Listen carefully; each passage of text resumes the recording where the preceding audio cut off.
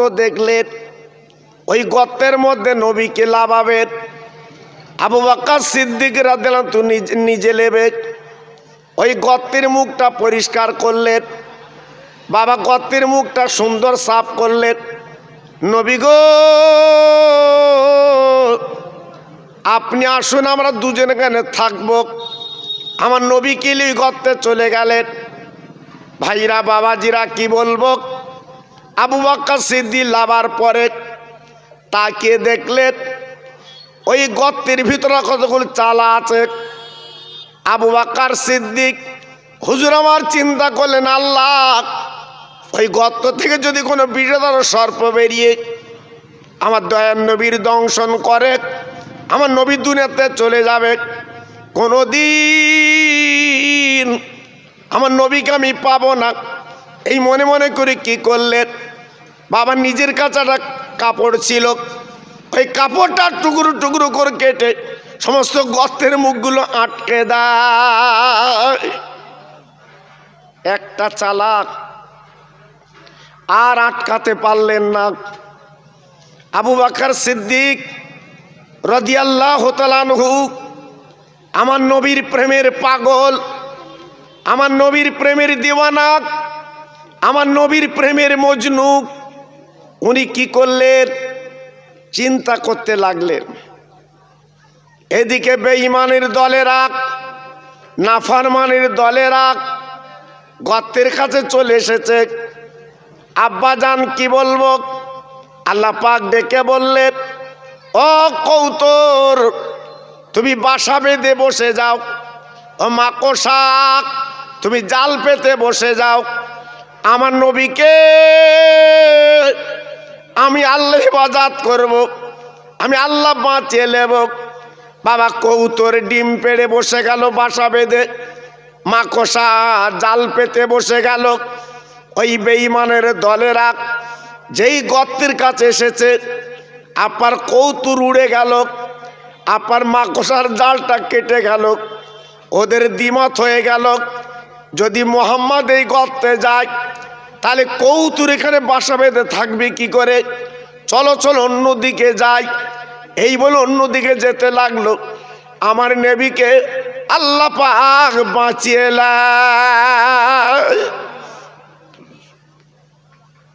বিশ্ব নবী, রহমতের নবী, মায়ার নবী এইবারে গর্তের মধ্যে থাকলেন।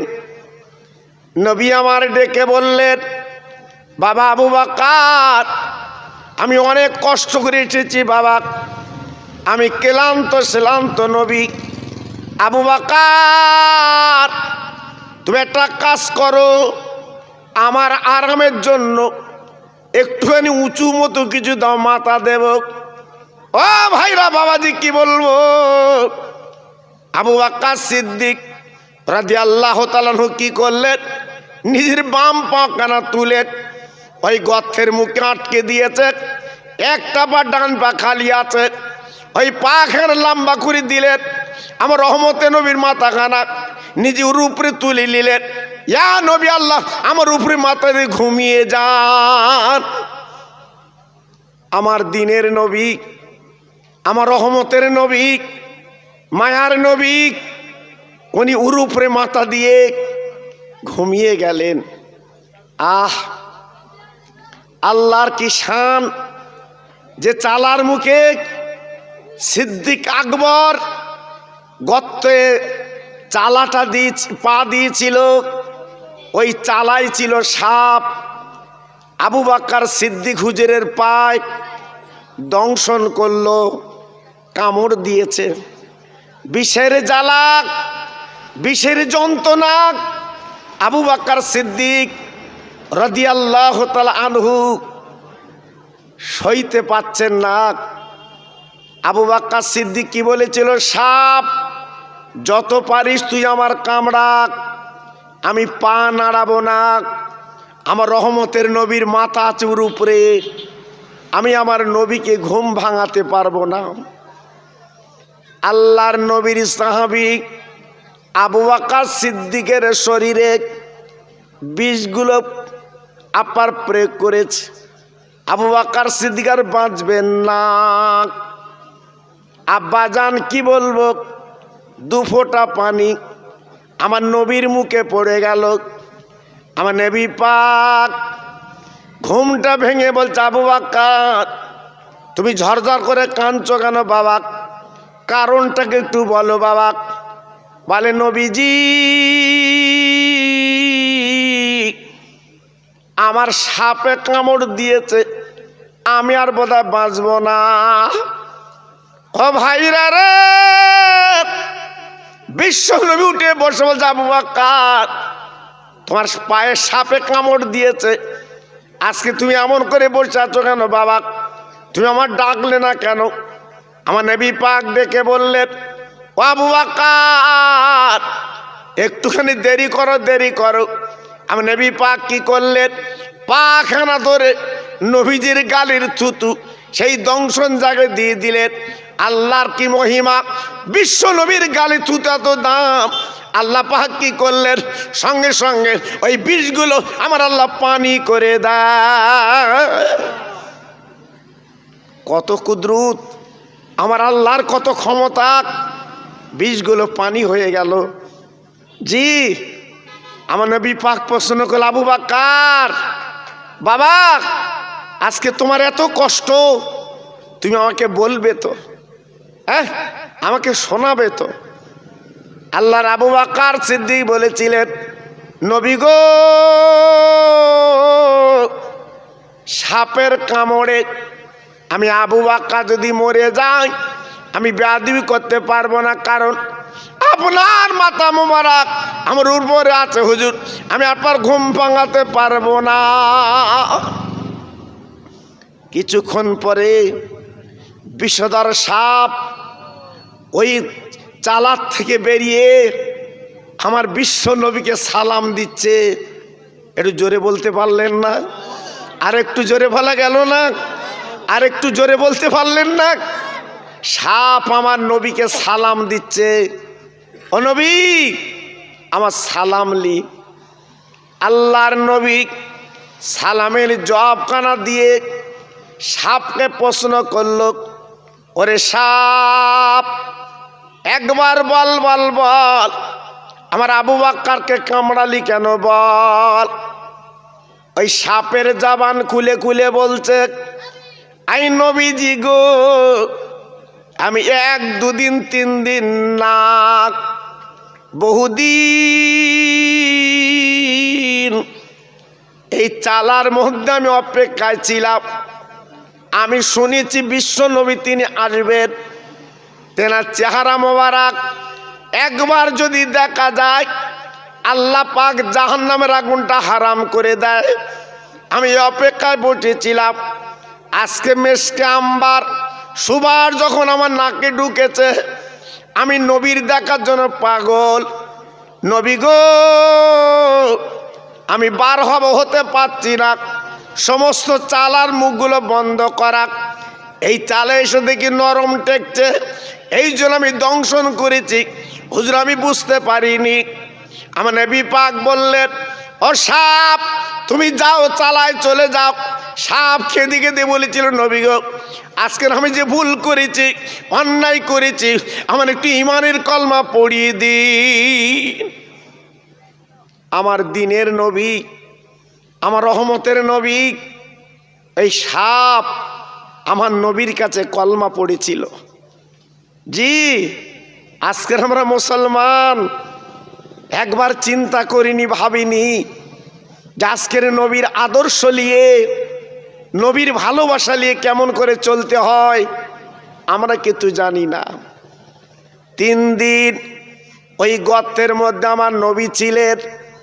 আল্লাহ নবী 3 দিন পরে আমার নবী পাক গুটি গুটি পাক বাবা মদিনা শরীফে দিয়ে পাড়ি দিলেন। কিছু দূর যাওয়ার পরে আমার নবী বলেছিলেন, আবু বকর আমার বড় ক্ষুধা লেগেছে, আমার কিছু খেতে হবে। আবু বকর সিদ্দিক বললেন, ইয়া নবী আল্লাহ, ইয়া হাবিব আল্লাহ, আমার কাছে তো খাদ্য কিছু নেই, আমি আপনার ক্ষুধার জ্বালা কিভাবে নিবারণ করাবো? একটু দেরি করুন। আমার নবী পাক একটা গাছের তলায় বসে গেলেন। আবু বকর সিদ্দিক গুটি গুটি পা।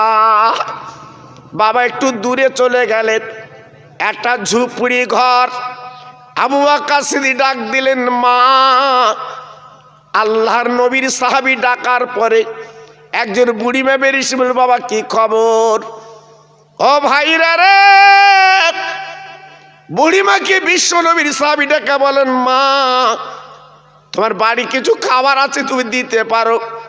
আমার সঙ্গে মহামানব আছে, ক্ষুধার যন্ত্রণা কাতর।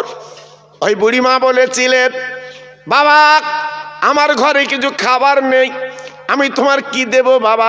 তবে একটা কাজ করো, একটা বকরি ছাগল নিয়ে যাও, যদি দুগ্ধ দহন করে খেতে পারো খাবে। আমার নবী পাক বললেন, আমার রসুল পাকের সাহাবী বললেন, মা দাও দাও, বালতি দাও, আর একটা বকরি ছাগল দাও। ও ভাইরা রে, বুড়ি মাঝে ছাগলটা দিয়েছিল, কেতাবে লেখা আছে ওই ছাগলটা হচ্ছে বেজো ছাগল, ওই ছাগলের বাচ্চা হবে না। ওই ছাগলটা সিদ্দিক আকবর আবু বকর সিদ্দিকের কাছে দিলেন। আল্লাহর নবীর সাহাবী ওই ছাগলটা পাঁজা করে নিয়ে আর বালতি নিয়ে বিশ্ব নবীর কাছে চলে এলেন। নবী গো, আপনারা কাজ করুন, এই ছাগলের দুগ্ধ দহন করুন, আমরা খাবো। আল্লাহর নবী বালতিটা রেখে দিয়েছেন। এইবারে কি করলেন? বাঁটে হাত দিয়েছেন। আল্লাহর কি মহিমা! সঙ্গে সঙ্গে বকরি ছাগলটা অকাতরে দুগ্ধ দেয়। একটু জোরে বলা যাবে না? আরেকটু জোরে বলা যাবে না? আরেকটু চিল্লে বলা যাবে না? এক বালতি দুগ্ধ হয়ে গেল। আমার নবী পাক বাঁট ছেড়ে দিলেন, দুগ্ধ বন্ধ হয়ে গেল। দিনের নবী কিছু খেলেন, সিদ্দিক আকবর আবু বকর কিছু খেলেন। আমার নবী পাক ডেকে বললেন, বাবা আবু বকর, এই অবশ্যই দুগ্ধ যা আছে ওই ছাগলের মালিকের কাছে পৌঁছে দাও। ছাগলটা নিয়ে আর সেই দুগ্ধ নিয়ে বুড়িমার কাছে চলে গেছে। ও মা, মা এইলা তোমার ছাগল, এইলা দুগ্ধ লাও। বুড়িমা বেরিয়ে অবাক, ও বাবা তোমার নাম কি? বলে আমার নাম আবু বকর সিদ্দিক। বলে বাবা তুমি আমাকে কি বোঝাচ্ছ?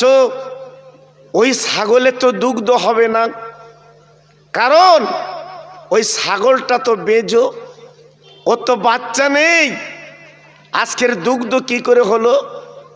আবু বকর সিদ্দিক বলল, মা আমার সঙ্গে একটা মহান মানুষ আছে, আল্লাহ পাকের দয়ায় উনি যদি বাঁটে হাত দেয় আল্লাহ পাক দুগ্ধ দেয়।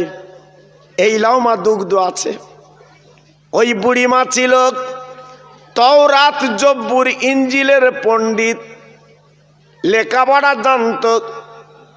ওই বুড়িমা ডেকে বললেন, ও বাবা আবু বকর, যিনি ছাগলের বাঁটে হাত দিয়ে দুগ্ধ পেয়েছে ওনার নাম কি? মুহাম্মদ। ওনার আব্বার নাম কি? আব্দুল্লাহ। ওনার মায়ের নাম কি? আমিনা। আবু বকর সিদ্দিক বললেন, ও মা, তুমি কি করে জানো? আজকের নামটা কি করে বললে? বলে তওরাত কেতাবে, ইঞ্জিল কেতাবে, জব্বুর কেতাবে লেখা আছে, আজকে আমি বলে দিলাম। ও ভাইরা বাবাজি কি বলবো? ওই বুড়িমা বলেছিলেন, বাবা আবু বকর, আর আমার কোনো সংকোচ বলে কিছু নেই, একবার দিনের নবীর কাছে চলো, আমরা সপরিবারে ইমানের কলমা পড়ে মুসলমান হতে চাই। ভাবলেন কোন নবীর উম্মত আমরা? জি, আজকের নবীর আদর্শ কিভাবে তারা পেয়েছিল, নবীর ভালোবাসা তারা কিভাবে পেয়েছিল। আজকাল আমরা মুসলমান, একবার কি ভেবেছি, একবার কি চিন্তা করেছি সেই নবীর আদর্শ আমরা নিতে? না। তা আজকের বলবো আমার হাড়োয়া এলাকার ভাই, আজকের যদি সেই নবীর আদর্শ আমাদের ভিতরে থাকতো, একটা ভাই কিন্তু বাড়ি থাকতো না। মাইকের আওয়াজ যত দূর যাচ্ছে এই মাহফিলটা কিন্তু ভরিয়ে দিত। আমি আপনাদের এলাকার ভাই, হয়তো অনেকে মনে মনে করছেন প্রত্যেক দিন হাড়োয়ায় দেখা হয়, সেই ভাই জি। তবে আপনাদের নেক নজর, নেক দোয়া, বহু দেশ বিদেশে আল্লাহ আমাকে নিয়ে যায় আপনাদের দোয়া, আপনাদের পায়ের ধুলি নিয়ে বলছে, আমি গর্ব করে বলছি না জি। তা আল্লাহ পাক আপনাদের দোয়ার বরকতে ওসিলায় আজকের আপনাদের এখানে এনেছে। আল্লাহ পাক আসার তৌফিক দিয়েছে। আমি দুটো একটা আলোচনা করার নিয়ত করেছি, কিন্তু যা অবস্থা, আমি কার কাছে দুটো একটা কথা বলবো? তবু দোয়া করুন। আরও যারা এদিক ওদিক আছেন টুকটুক করে আসুন। আমি আপনার দিলে আখেরি মোনাজাত দেব, তার আগে একটু তকবির দেব। যত ভাই আমার এখানে বসে আছে একটু গলা ছেড়ে আল্লাহর নামটা নেন দেখি। নারায়ে তাকবীর। সবাই একটু জোরে বলুন দেখি। আরে লোক কম হলে কি হবে? আওয়াজ তো কমবে না, আওয়াজ তো কমবে না। নারায়ে তাকবীর। সিলসিলায়ে হক ফুরফুরা শরীফ, সিলসিলায়ে হক ফুরফুরা শরীফ। নারায়ে তাকবীর। একটু মোহাব্বতের সঙ্গে কলেমা পড়েন, লা ইলাহা ইল্লাল্লাহ, লা ইলাহা। সবাই বলেন, একটু মুখ খোলেন, জোরে জোরে বলেন, লা ইলাহা ইল্লাল্লাহ, লা ইলাহা।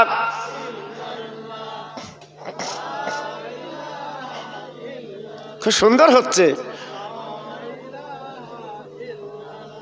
লা ইলাহা ইল্লাল্লাহ মুহাম্মাদুর রাসূলুল্লাহ, হাসবি রব্বি জাল্লাল্লাহ, মাফি কালবি গায়রুল্লাহ, নূর মুহাম্মদ সাল্লাল্লাহ। জোরে জোরে লা ইলাহা ইল্লাল্লাহ।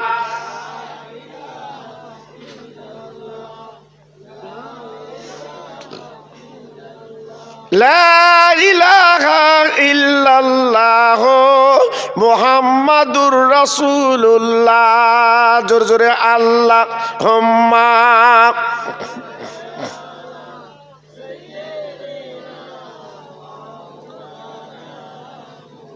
ওয়া আলা আলি।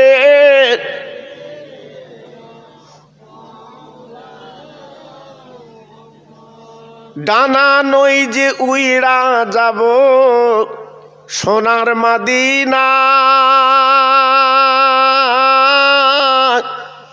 মাছ নই যে সাঁতার দেব ওই না দরিয়ায়। ও যে মদির দিনের নবী তোমরা চেনো না, নবীর নামে দরুদ পড়ে চল মদিনায়। জোরে জোরে আল্লাহুম্মা।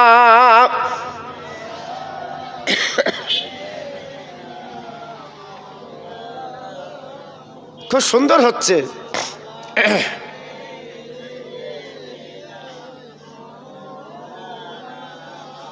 আমার ভাইরা, বাবাজির, আমার মা বোনেরা, বেটির, আমার সোনার চাঁদেরা, সেই বিশ্ব নবী মদিনা শরীফে গেলেন। আল্লাহর নবী যাবার পরে রসুলের কাছে দলে দলে দলে দলে ইমানের কলমা পড়ে মুসলমান হচ্ছে। একটু জোরে বলা যাবে না? আর একটু চিল্লে বলা যাবে না? আল্লাহর নবী বলেছিল, বাবা এই মদিনা শরীফে আমি একটা মসজিদ বানাবো, কি আছো? অল্প জায়গা দেবে, দুটো এতিম ছেলে, মা নেই বাপ নেই, অল্প জমি আমার রসুলকে দান করে দিয়েছিলেন।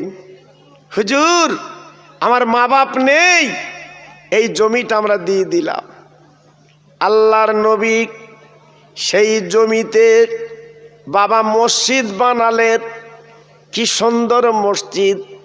আল্লাহর হাজিরা ওই মসজিদে যে নামাজ পড়ে, এত সুন্দর মসজিদ বাবা। এক রেকাত নামাজ পড়লে 50,000 রাকাতে সব আল্লাহ দিয়ে দেয়। ও ভাইরা রে, বিশ্ব নবী রহমতের নবী দিনের পর দিন ওই মদিনা শরীফে কলেমার দাওয়াত দিতে লাগলেন। আমার নবী বাবা ওহদের ডাক দিলেন, খন্দকের ডাক দিলেন, এক একটা যুদ্ধের ময়দানে ডাক দিলেন। কে যাবে কোরআন বাঁচাতে, কে যাবে জীবন দিতে গো, আর দেরি করলে চলবে না। মদিনার ছেলেরা সব দলে দলে দলে দলে আমার নবীর কাছে হাজির হয়। ও ভাইরা রে, কিতাবে লেখা আছে কচি কচি বাচ্চারা তারা নবীর কাছে হাজির। নবী গো, আমাদের পারমিশন দিন, আমরা যুদ্ধের ময়দানে যাব, আমরা জীবনটা দিয়ে দেব। আল্লাহ নবী বলেছিলেন, ও বাচ্চারা, তোমরা যুদ্ধের ময়দানে কি করবে? অতটুকু বাচ্চা বাড়ি চলে যাও। বাচ্চারা কেঁদে বলেছিলেন, ইয়া নবী আল্লাহ রসুল গো, আমাদের বাড়ি পাঠাবেন না, আমরা বাড়ি যাব না, আমরা বাড়িতে বিদায় নিয়ে চলে এসেছি, বিশ্ব নবীর জন্য আমরা জীবনটা দিতে রাজি। বলুন, নবীকে তারা কি ভালোবেসেছিল বাবা, নবীকে তারা কি প্রেম করেছিল, নবীর প্রেমে তারা উদ্বুদ্ধ হয়েছিল, নবীর প্রেমে তারা আজকের জীবন দিতে রাজি। আল্লাহর নবী ওই বাচ্চাদের নিয়ে, সাহাবীদের নিয়ে ওহদ ময়দানে গেলেন, বিক্রমে যুদ্ধ করলেন। আল্লাহর নবী নিজে কমান্ডার, নিজে সেনাপতি। বেঈমানের দলেরা এমন করে পাথর মারল আমার নবীজির গালে। কেতাবে আছে বাবা, দুটো দন্দান শহীদ হয়ে গেল। আমার নবী আর দাঁড়াতে পারলেন না, আমার নবী জমিনে পড়ে গেলেন, একটা গর্তে ঘুরতে ঘুরতে পড়ে গেলেন। ও ভাইরা রে, ওই মক্কা মদিনার কিছু মুনাফিকরা তারা চতুর্দিকে রটি দিয়েছে, বাবা মুসলমানদের নবী কিন্তু বেঁচে নাই, মারা গেছে। একজন সাহাবী নতুন বিয়ে করে বাড়ি এসেছে বাবা, রাতে বাসর ঘরে রাত ছিল, সকালবেলা উঠে গোসল করতে গেছে বাবা, যেটা ফরজ গোসল বলে। এক বালতি পানি বাবা মাথায় ঢেলে দিয়েছে, ফরজ গোসল করবে। হঠাৎ কে যেন বলে দিচ্ছে, দিনের নবী বেঁচে নাই গো। বাবা রহমতের নবী কিন্তু দুনিয়াতে চলে গেছে। সাহাবী গোসল করতে পারলেন না। বিবির ডাক দিল, ও বিবি, দাও তরবারিখানা আমার কাছে দাও, আমার যুদ্ধের প্রসব করিয়ে দাও, আমার দিনের নবী নাকি বেঁচে নাই। নবীর ভালোবাসা কিভাবে পেয়েছিল! সঙ্গে সঙ্গে যুদ্ধের পোশাক পরে লাঙ্গা তরবারিটা হাতে নিয়ে চলে গেল বিক্রমে যুদ্ধের ময়দানে। হাজার হাজার ইহুদির জাহান্নামের টিকিট কেটে পাঠিয়ে দিল। জি, আর আল্লাহর নবীর সাহাবী শহীদ হয়ে গেল, দুনিয়ার থেকে বিদায় নিল। আমার দয়ার নবী অনেক পরে পাওয়া গেছে। নবী আমার অসুস্থ মানুষ, বাবা পাঁজাবাজি করে মদিনার মসজিদে আনা হলো। আমার নবীজির দরবারে মহিলা এসে হাজির। নবী গো, আমার স্বামীর খবর একটু বলুন। শুনলাম যুদ্ধে শহীদ হয়ে গেছে, আমার স্বামীকে একটু গোসল দিয়ে মাটি দিন। ও ভাইরা বাবাজি কি বলবো, আমার নবী পাক ডেকে বললেন, মা গো, শহীদানদের লাশ গোসল দিতে হয় না, ওই অবস্থায় কবর দেওয়া যায়। আল্লাহ নবী, দয়ার নবী বলার পরে মেয়েটা কাঁদতে লাগলেন, ঝরঝর করে কাঁদছে, চোখের পানিগুলো ফেলছে। নবী গো, আমার স্বামী দুনিয়াতে বিদায় নিয়ে চলে গেছে, আমার এক বিন্দু তাতে দুঃখ নেই। আমার স্বামী কিন্তু নাপাক ছিল, আপনি অন্তত গোসলের ব্যবস্থা করুন। আল্লাহর নবী কয়েকজন সাহাবীকে ডেকে বলল, যাও বাবা যাও, ওই যুদ্ধের ময়দানে আমার হানজালা সাহাবীকে নিয়ে এসো, আমি নবী গোসল দিয়ে মাটি দেব। ও ভাইরা রে, সাহাবীরা চলে গেলেন যুদ্ধের ময়দানে। বাবার লাশের পর লাশ পড়ে আছে, সব তন্ন তন্ন করলেন। সাহাবীকে যখন পাওয়া গেল না, নবীর কাছে বলতে লাগলেন, নবী গো, আপনার সাহাবী হানজালাকে পাওয়া গেল না। ও ভাইরা বাবাজি কি বলবো, আমার নবীজির মনটা খারাপ। আমার নবী বসে আছে মনটা খারাপ করে। আল্লাহ পাক ডেকে বললেন, ও জিবরিল, আমার নবীর মনটা খারাপ করতে মানা করো, একবার চলে যাও, আমার নবীর কানে কানে বলো, ব্যাপারটা একটু বুঝিয়ে দাও। আল্লাহর জিবরিল বললেন, ও নবী গো, এক বিন্দু চিন্তা করবেন না, আপনার সাহাবী আজকে নাপাক অবস্থায় দিনের জন্য শহীদ হয়ে গেছে বলে একদল ফেরেশতারা আসমানে নিয়ে আসমানের পানিতে গোসল দিচ্ছে। ভাইরে, তাই আমি প্রথম বলেছিলাম না, মুসলমান কারা, মুসলমান কাদের বলে। আজকে আমরা ভেবেছি শুধু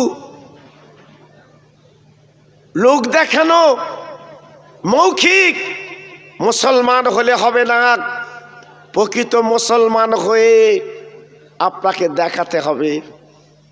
যেমন আমাদের বাড়ির পাশে শুয়ে আছে আব্বাসউদ্দিন গাজী গোরাচাঁদ।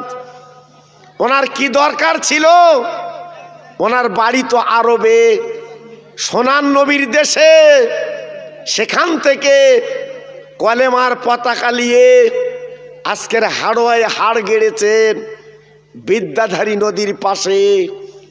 তাই লক্ষ লক্ষ মানুষ বৃহস্পতিবারের রাত, শুক্রবারের দিন আল্লাহর অলির কবরে, আল্লাহর অলির রওজায়, আল্লাহর অলির মজারে আসছে, তারা হাউ হাউ করে কেঁদে চলে যাচ্ছে। যদি আমার আব্বাসউদ্দিন গাজী গোরাচাঁদকে পেত, আজকের ওরা বুকে তুলে নিত। জি, কিন্তু না, তিনি আজকের শুয়ে আছে জিন্দা। আমার আব্বাসউদ্দিন গাজী গোরাচাঁদ উনি এখনো পর্যন্ত জিন্দা, কবরে পড়ে আছে। জি, কিন্তু আজকের আমরা কিন্তু বুঝতে পারছি না, আমাদের সে চোখ নেই, আমরা জানছি না। চোখ করেছিল আমার দাদা হুজুর পীর কেবলা রহমাতুল্লাহ আলাইহি, আমার আব্বাসউদ্দিন গাজী গোরাচাঁদের কাছে সালাম দিয়ে উনি সালামের জবাবটা পেয়েছিলেন। আমাদের তো সে চোখ নেই, আমরা বুঝবো কি করে, আমরা জানবো কি করে? চোখ যারা তৈরি করেছিল তারা কিন্তু দেখতে পায়। ভাইরা বাবাজিরা, আজকের আমি বলবো, আল্লাহ যে কোরআনে বলেছেন, ইয়া আইয়ুহাল্লাযীনা আমানুত্তাকুল্লাহা হাক্কা তুকাতিহি ওয়া লা তামুতুন্না ইল্লা ওয়া আনতুম মুসলিমুন। আল্লাহ নিজে বললেন, ও ঈমানওয়ালারা, তোমরা আমার ভয় করো, ভয় করার মতো করো। ওয়া লা তামুতুন্না, তোমরা যেন মরো না। এখানে মরো না কেন বললেন? ইল্লা ওয়া আনতুম মুসলিমুন, তোমরা মরো মরো মরো, তবে মরার মতো মরো, ইমানওয়ালা হয়ে মরো, বাবা মোমেন হয়ে মরো, বাবা ইমানদার হয়ে মরো। যদি আজকের ইমানওয়ালা হয়ে মরতে পারো তাহলে তোমার কবর আখরাত শান্তি পাবে। কিন্তু আজকের আমরা মানুষ দুনিয়া দুনিয়া করে বাবা নিজেদের জীবনটা বেকার করে ফেলেছি। সংসারের জ্বালায়, বিবি বাল বাচ্চার জ্বালায় নিজের জীবনটা বেকার করলাম। ও ভাইরা রে, একবার আমরা চিন্তা করিনি গো, আমরা দুদিন পরে কাপন পরব, আমরা যে দুনিয়াতে চলে যাব, অন্ধকার কবরে আমরা জীবন যাপন করব, কিভাবে থাকব, এই চিন্তা আমাদের মনে কিন্তু না। শুধু দুনিয়া দুনিয়া করে আজকে জীবনটা আমরা শেষ করে ফেললাম। জি, একবারও মনের কোণে জায়গা দেইনি, একবারও ভাবিনি যে আমরা একটু জীবনটা তৈরি করে যাই। যারাই জীবন তৈরি করেছে একমাত্র তারাই পেয়েছে, তারাই পেয়েছে। আল্লাহর নবীর ইন্তেকালের 3 দিন আগে আমার দয়ার নবী 4 জন সাহাবীকে ডেকে বলেছিল, বাবা সাহাবীরা, আমি নবী দুনিয়াতে চলে যাব, আমি নবী বিদায় নেব। বাবা, আমার মাটি দেওয়ার পরে আমার একটা ভক্ত আছে, করুণ দেশে বাড়ি, নাম তার ওয়াইস করুণী। আমার মাথার টুপি, আমার লম্বা জামা আর একটা পাখড়ি তোমরা দিয়ে আসবে, আমার ইন্তেকালের খবরটা বলে দিয়ে আসবে। ও ভাইরা রে, বিশ্বনবী সোমবার ইন্তেকাল করলেন, বুধবার দিন কবর দেওয়া হয়ে গেল। আমার নবীর সাহাবীরা এইবার শুক্রবার নামাজের পরে বাবা 4 জন সাহাবী করুণ দেশে রওনা হয়ে যায়। আবু বকর সিদ্দিক রাদিয়াল্লাহু তাআলা আনহু, হযরতে উমর ফারুক রাদিয়াল্লাহু তাআলা আনহু, হযরত উসমান গনি, হযরতে শেরে খোদা আলী, এই 4 জন সাহাবী কম বেশি গুটি গুটি পাক, নবীর মাথার পাকড়ি, নবীর মাথার টুপি, নবীর গায়ের সেই জামা, 4 জন সাহাবী নিয়ে করুণ দেশে গেলেন। জীবনে এই মানুষটাকে দেখেনি, পরিচয় নেই। একটা ছোট্ট ছেলে, বাচ্চা ছেলে রাস্তায় ঘুরছিল, তাকে ডেকে বলছে, বাবা এটা কি করুণ দেশ? বলে হ্যাঁ। বলে এখানে ওয়াইস করুণী বলে কেউ আছে বাবা? ওই বাচ্চা ছেলেটা বলছে, হুজুর ওই পাগলটার খোঁজ করছেন কেন? সে তো বদ্ধ পাগল, তার তো ঘরদোর কিছু নেই, তার ঘর বাড়ি কিছু নেই, সে বদ্ধ পাগল। জি, আল্লাহর নবীর সাহাবীরা বলছে, বাবা সেই পাগলের দরকার। বাচ্চা ছেলেটা বলছে, হুজুর সে যে এমন পাগল, দুনিয়ার মানুষ যখন হাসে ও পাগল কিন্তু তখন কাঁদে, দুনিয়ার মানুষ যখন কাঁদে ওই পাগল কিন্তু হাসে। নবীর সাহাবীরা বললেন, ও বাবা একবার বলো পাগলটা কোথায়? বলে গভীর জঙ্গলে চলে যান, পাবেন। 4 জন সাহাবী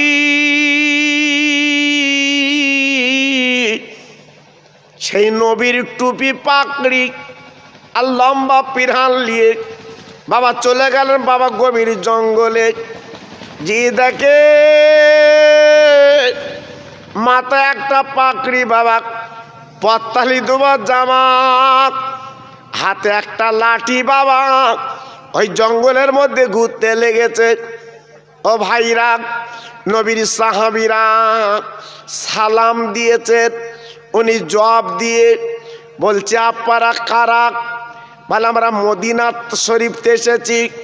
যেই বলেছে মদিনা শরীফের কথা, ওই পাগল কি করলেন, নিজের পাকড়িখানা খুলে ওই জঙ্গলের মধ্যে বিছিয়ে দেয়। আহা, আপনারা নবীর দেশের মানুষ, আমার তো ঘরদোর কিছু নেই, আমি আপনাদের কিসে বসাবো?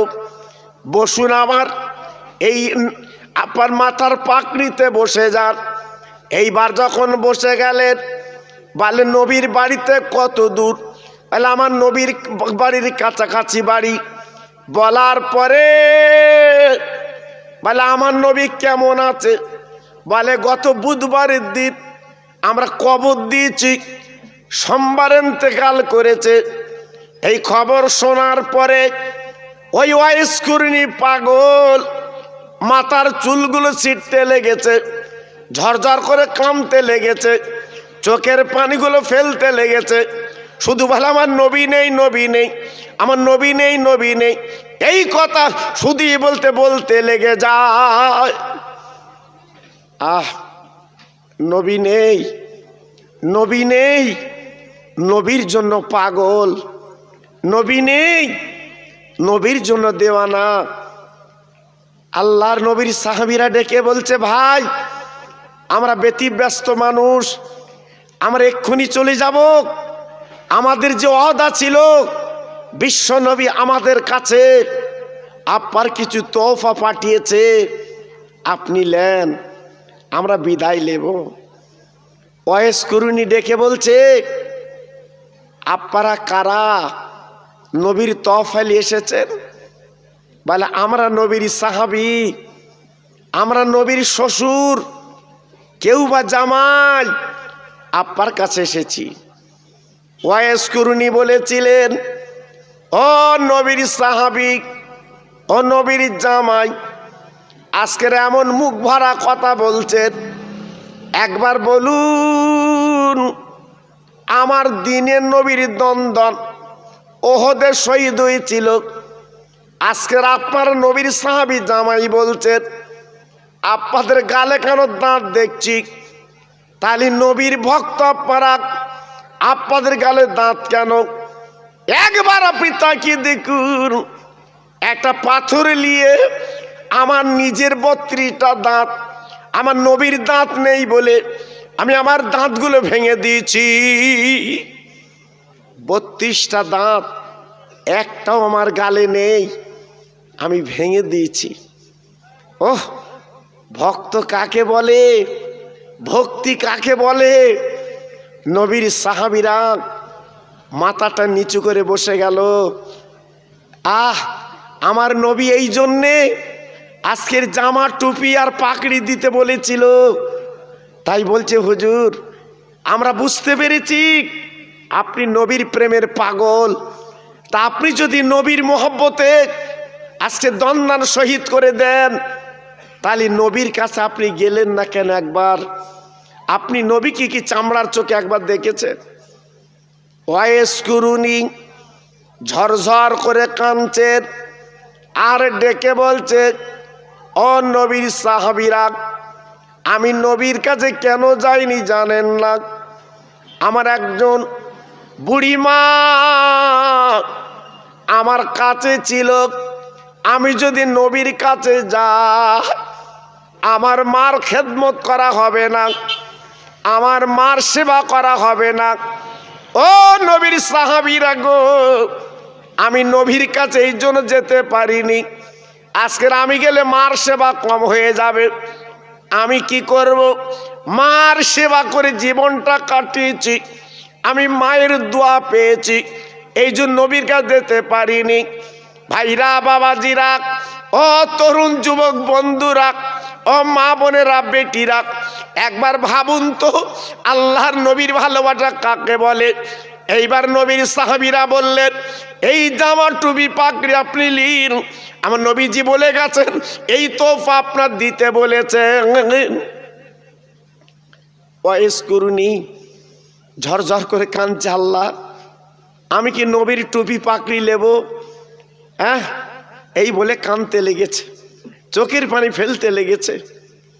আয় আল্লাহ, আমি নবীর টুপি পাকড়ি নেব, তবে একটাই দাবি, সেই নবীর উম্মতের গুনাহগুলো আল্লাহ মাফ করতে হবে। ও ভাইরা বাবাজির একবার বলুন তো, আজকের কোন নবীকে আমরা পেয়েছি বাবা? আজকের কোন নবীর উম্মত আমি আপনি একবার কিন্তু ভাবতে পারিনি। আমার নবী 63টা বছর তিনি কেঁদেছেন। আজকের ওয়াইস কুরনি তিনিও কাঁদছেন আমাদের জন্য। আওয়াজ এসে গেল, ও পাগল ওয়াইস কুরনি, লাউলা তুমি লাউ, ও নবীর উম্মত তোমাদের এই গুনাহগুলো আমি আল্লাহ নিজে মাফ করে দিয়ে দিলাম। নারায়ে তাকবীর। একটু চিল্লে বলা গেল না নারায়ে তাকবীর? আর জোরে বলতে পারলেন না নারায়ে তাকবীর? তাহলে আমাদের কপাল, আমাদের নসিব, আমাদের জীবন সৌভাগ্য যে আজকের সেই নবীর উম্মত আজকের আমরা একবারও ভাবিনি। আজকের আমার এইখানকার তরুণ তরুণ বন্ধুরা, যুবক যুবক ছেলেরা, আজকে তাদের কি দরকার ছিল আজকে রাত দিন এত কষ্ট পরিশ্রম করে এই মাহফিলটা সাজানো? হ্যাঁ, আমি তো জানি এখানকার ছেলেরা প্রায় গরিব, কারণ আমার তো দূরে বাড়ি না বাবা, আমার তো কাছাকাছি বাড়ি। আমি এদের চিনি, এদের জানি।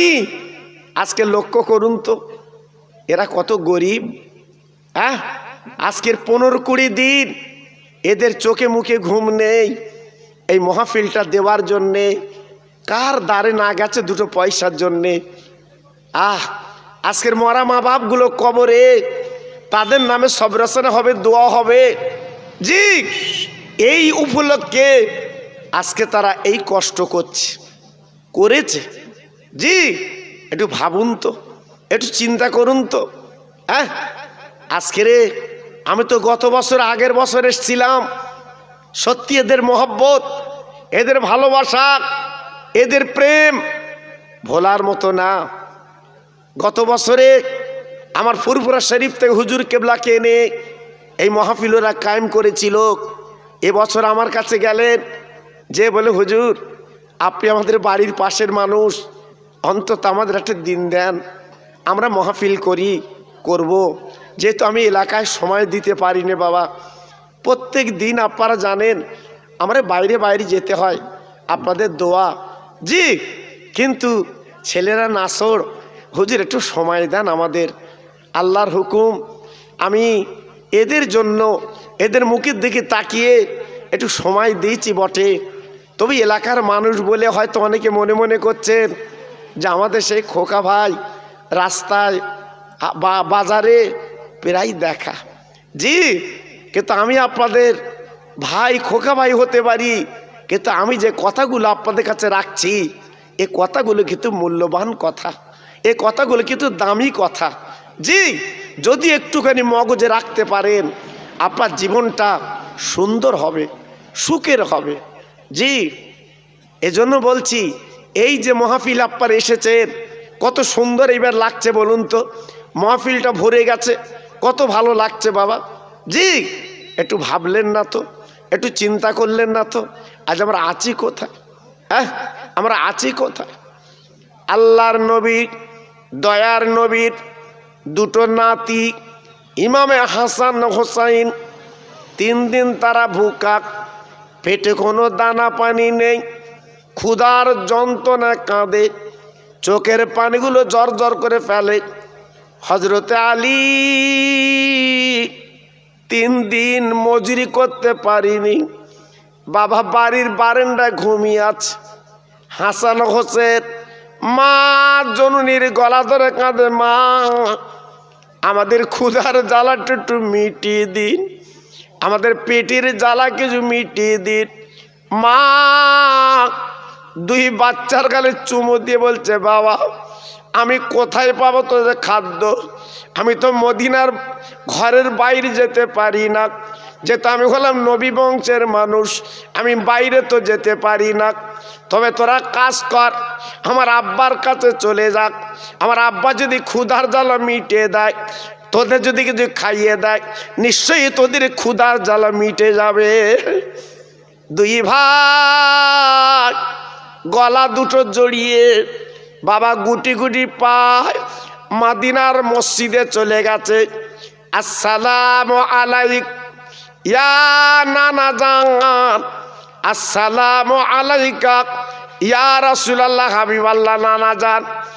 ও ভাইরা রে, বিশ্বনবী মদিনার মসজিদের মেম্বারে দুই নাতির গলার আওয়াজ পেয়ে বাবা বিশ্বনবী রহমতে নবী বেরিয়ে এলেন।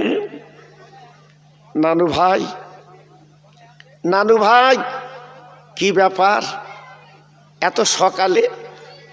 আল্লাহর নবীর নাতি নানজির কলি উঠে বাবা মদিনার মসজিদের আপার মেম্বারে বসে যাও। দুই নাতি কানতে লাগলেন, ও নানা, আজকের 3 দিন কেটে গেছে, আমার মা কিছু খেতে দেয় না, ক্ষুধার জ্বালায় জঠর। ও নানা, আমাদের ক্ষুধার জ্বালা মিটিয়ে দিন, আমাদের পেটের জ্বালাটা মিটিয়ে দিন। আল্লাহর নবী হাসানের গালে চুমো দিলেন, হোসেনের গালে চুমো দিলেন, ঝরঝর করে কাঁদতে লাগলেন। ও মানিক, একবার আমার পেটের দিকে তাকিয়ে দেখ, আমি তোদের নানা কেমন আছি। বিশ্ব নবীর দুটো নাতি বাবার নানার পেটের দিকে তাকিয়ে দেখে, আমার নবীর পেটে বাবা দুটো পাথর বাঁধা। বিশ্ব নবী, রহমতের নবী, মায়ার নবীর পেটে দুটো পাথর বাঁধা। ও নানা, তোমার পেটে পাথর কেন? কারণটা কি? আল্লাহর নবী, রহমতের নবী ডেকে বলল, নানু ভাই, আজকের আমার ঘরে 3 দিন কেন 7 দিন আগুন জ্বলে না। আজকের চিন্তা করুন, তাই ক্ষুধার জ্বালায় আমি পেটে পাথর বেঁধে রেখেছি, যাতে ক্ষুধার জ্বালাটা নিবারণ হয়। আল্লাহর নবীর নাতি আর কোনো কথা বললেন না। নানার দুই গালে চুমো দিয়ে ঝরঝর করে কেঁদে বলছে, নানাজি গো,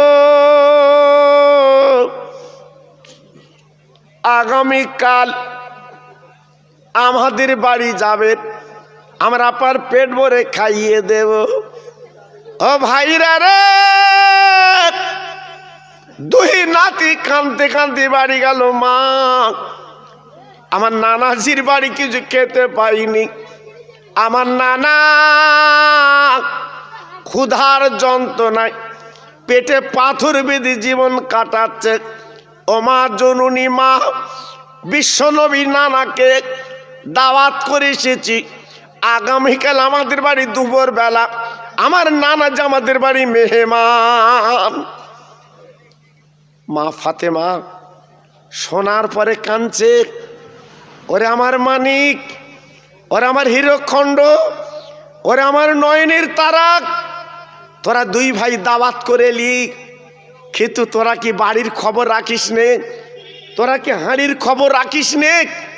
আমার ঘরে কিছু নেই তো, আমি কি দেব? আমার আব্বা আসবে, আমার আব্বাকে আমি কি দেব? দেবার মতো তো কিছু নেই। হাসান হোসেন কিছু বলে না, শুধুই কাঁদছে, চোখের পানি ফেলছে। ঠিক আছে, দিনটা কেটে গেল। সন্ধ্যার পরে মা জননী ফাতেমা ফজরের নামাজ পড়ে নিলেন। ফজরের পরে বাবা এশার নামাজটা পড়ে নিলেন। নামাজের পরে হাসান হোসাইনকে পানি খাইয়ে ঘুম পাড়িয়ে দিলেন। হাসান হোসেন ঘুমিয়ে গেল। বাবা মা ফাতেমা বাবা নামাজের পাটিখানা পেড়ে তাহাজ্জুদের নামাজ পড়ে কাঁদছে, আল্লাহ, আমার দুটো নয়নের তারা হাসান আর হোসাইন আজকের আমার আব্বাকে দাওয়াত করে এসেছে, আমার আব্বাতে একটু পর আমাদের বাড়ি আসবে। আরে আল্লাহ রে, আমার হাসান হোসেন ইজ্জতটা বাঁচিয়ে দিন, আজ আমার বাচ্চার সম্মানটা বাঁচিয়ে দিন। আমার ঘরে কোনো দানা পানি নেই, আজকের আমার বলে স্বামী 3 দিন মজুরি করতে পারে না, আপনি তো রুজির মালিক, রুজির ব্যবস্থা একটু করে দিন। ফাতেমার চোখের পানি ঝরঝর করে নামাজের পাটিতে পড়ছে। আল্লাহ, আমার হাসান হোসেনের ইজ্জত সম্মান কি তুমি বাঁচাবে না? কানতে লেগেছে, চোখের পানি ফেলতে লেগেছে।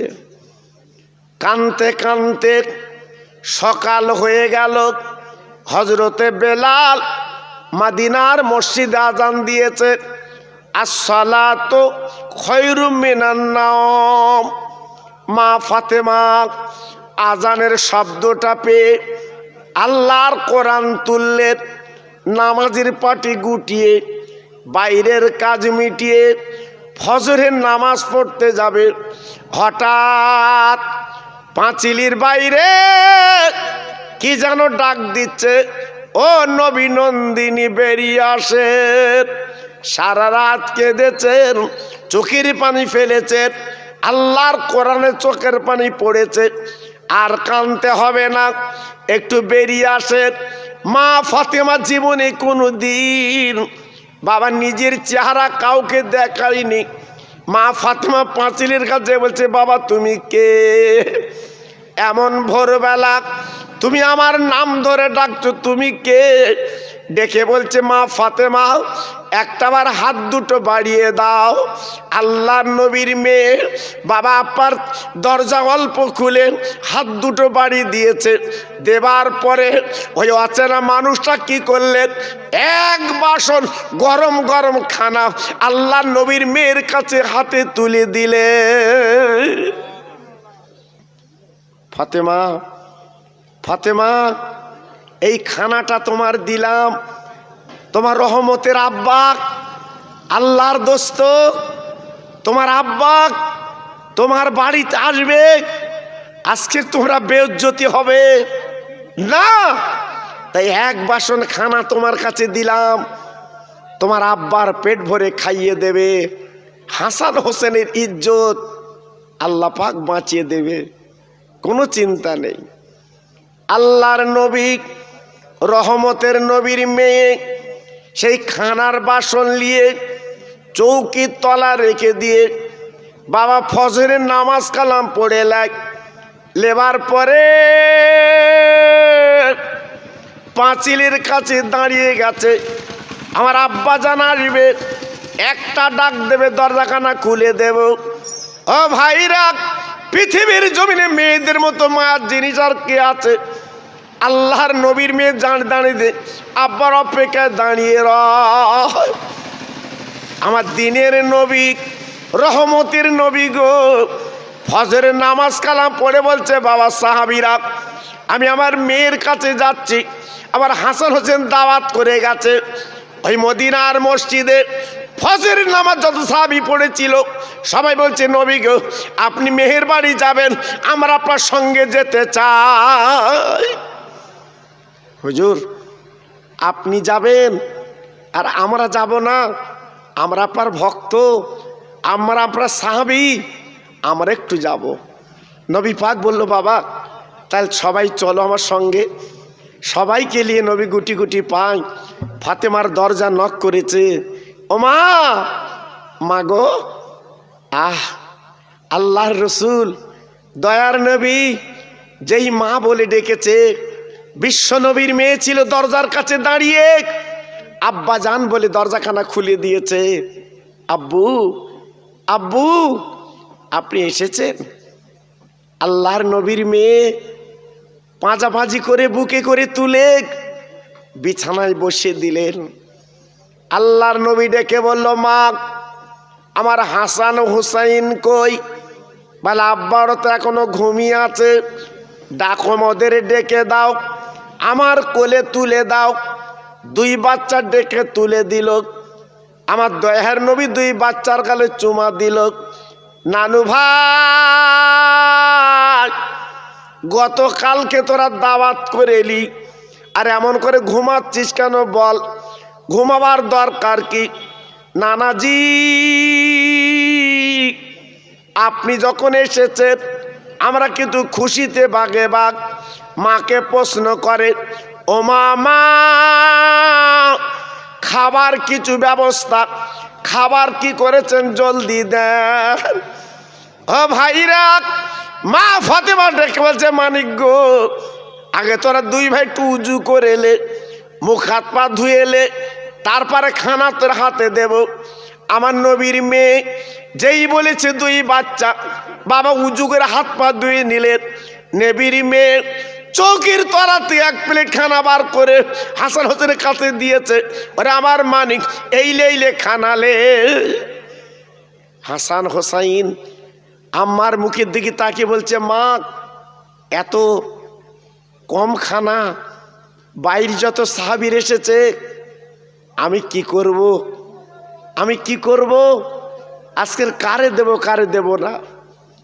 আল্লাহর নবী ডেকে বলছে, ওরা আমার হাসান হোসাইন গো, আগে ওদের পেটে দিয়াই, ওদের পেটটা ভরিয়ে দিয়াই, তারপরে যা থাকে আমরা খাবো। আল্লাহর নবীর মেয়ে যেই তেমন অনুমতি দিলেন, নবী অনুমতি দিলেন।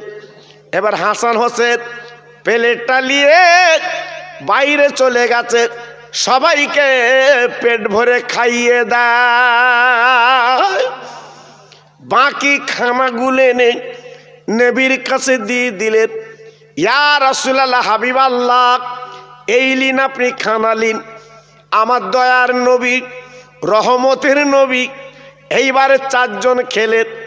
আল্লাহর কি মহিমা! বাবা আলী, হাসান হোসাইন আর মা ফাতেমা 5 জন। খাবার পরে বাসনের খানা যেভাবে সেইভাবে রয়ে গেছে। ও ভাইরা রে, বিশ্বনবী ডেকে বলছে, মা গো, কি খানা পাকালি বল, কি খানা রান্না করলি বল। আল্লাহ নবীর মেয়ে বলে, আমার আব্বাজান গো, আজকের আমি রান্না করিনি, আমি রাতের বেলা তাহাজ্জুদে নামাজ পড়ে আল্লাহর কাছে কেঁদেছি। আমি আল্লাহর কাছে দরখাস্ত করেছি, আল্লাহর কাছে বলেছি, তাই ভোরবেলা একজন অচেনা মানুষ আমার নাম ধরে ডেকে আজকের এই খানা দিয়ে চলে গেছে। আল্লাহর নবী মুসকে মুসকে হাসছে। ওরে আমার মা গো, মনে রেখে দিও, যিনি ভোরবেলা খানা দিয়ে গেছ ওনাকে চেনো। বলে, আব্বা আমি তো জীবনে দেখিনি, ওনার মুখও তো দেখলাম না। বিশ্বনবী ডেকে বলে, মা গো, যিনি খানা দিয়ে গেছে উনি আল্লাহর ফেরেশতা হযরতে জিবরাইল। আর যে খানা বাসন করে দিয়ে গেছে দুনিয়ার কোন হোটেলের খানা না, আল্লাহর জান্নাতের খানা। এটা জোরে চিল্লে বলুন সুবহানাল্লাহ। আল্লাহর নবী ডেকে বলল, মা, তুমি নামাজের পাটি পেড়ে আল্লাহর কাছে বলেছো, আল্লাহ পাক তিনি খুশি হয়ে গেছে, আল্লাহ পাক তিনি রাজি হয়ে গেছে, তাই জান্নাতের খানা তোমার বাড়ি পৌঁছে দিয়ে হাসান হোসেনের ইজ্জত সম্মান আমার আল্লাহ বাড়িয়ে দিয়েছে। আর একটু জোরে বলা গেল না? আর একটু চিল্লে বলা গেল না? তা আজকের আমি বলবো, এই মাহফিলে আজকে যারা ঘর বাড়ি ছেড়ে চলে এসেছে, প্রথমে আমার মনটা খারাপ হয়ে গেছিল যে এত লোক কম। আমি এলাকার ভাই হলেও আপনারা হয়তো আমার মহব্বত করেন, ভালোবাসেন, আমি জানি, কিন্তু বাইরে বাইরে আপনাদের দোয়া, আপনাদের পায়ের ধুলি মানুষ কি করে তাদের দাম আমি দিতে পারিনি। জি, তাই আজকের আমি আপনাদের কাছে বলতে চাচ্ছি, এই মাহফিলের পারপাচে আমার তরুণ যুবক বেকার ছেলেরা কত কষ্ট এরা করে, আমি তো জানি এরা কত পরিশ্রম করে। প্রতি বছর জলসাটা যখন করছে, প্রতি বছর জলসাটা করুক। এই আন্ডার যত কবরবাসী আছে, আমার নবী পাক তিনি বলে দিয়েছেন 41 দিন কবর আযাব আমার আল্লাহ মাফ করে দিয়ে দেবেন। এটা জোরে বলা গেল না? আর একটু চিল্লে বলা গেল না?